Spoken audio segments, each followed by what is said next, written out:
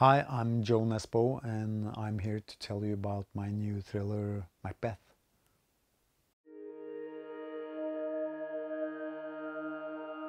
When I was contacted and asked to do a story based on one of the Shakespeare plays, my immediate answer was that I'll do it if I can have Macbeth. I guess because Macbeth was the play that I had a relationship to from when I was young. I watched Roman Polanski movie. I had seen it in the theater, and it was for some reason Shakespeare is not that. It's not something that you learn about in school in Norway. So we have more a close relation, or to the degree that we have any relationship to Shakespeare at all. We have it more through English TV series and watching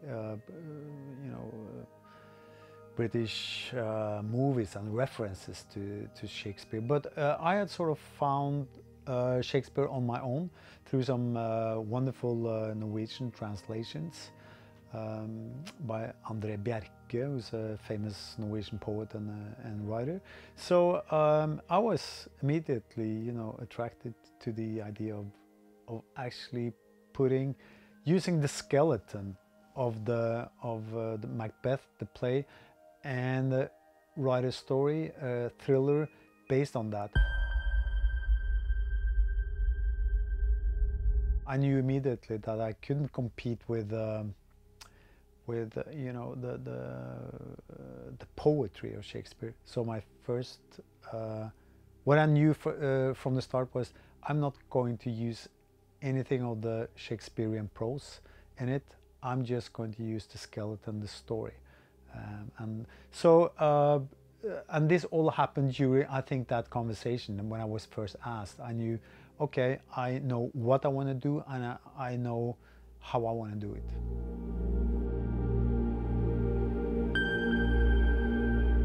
The most important similarity between Macbeth and my main character in the Harry Hole series, Harry Hole, is that you are never quite sure what he's going to do in a moral dilemma. And I think that is what makes them interesting, is that they are sort of anti-heroes. Although that's a cliche, I think it's still suitable for both of them.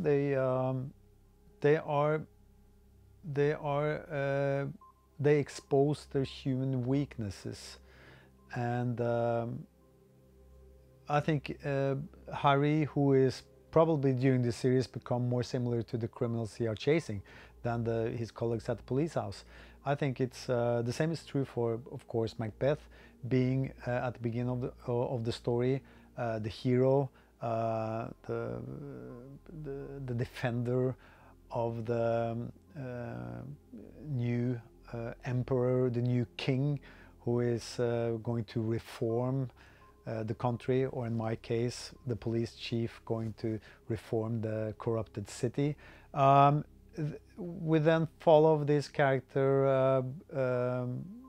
on his voyage to corruption himself, and giving in to his instincts of wanting power and wanting everything for himself. Macbeth is a man of moral integrity, but he is also capable of loving a woman, in this case lady, who is a former prostitute and now runs the respectable casino in the city. He is capable of loving her so much that he will go along with her demands for him trying to get the position of chief of police at all costs, also sacrificing his own principles of morality. On the other hand, of course, you don't give in to demands like that out of pure love. You down deep there are those ambitions, and there is that dream of becoming something you never believed you could be, that you could actually rule the whole city. So I think he's a very human person, but at the start he is like the local hero. His physical abilities, his courage has won him fame and a position in the police force.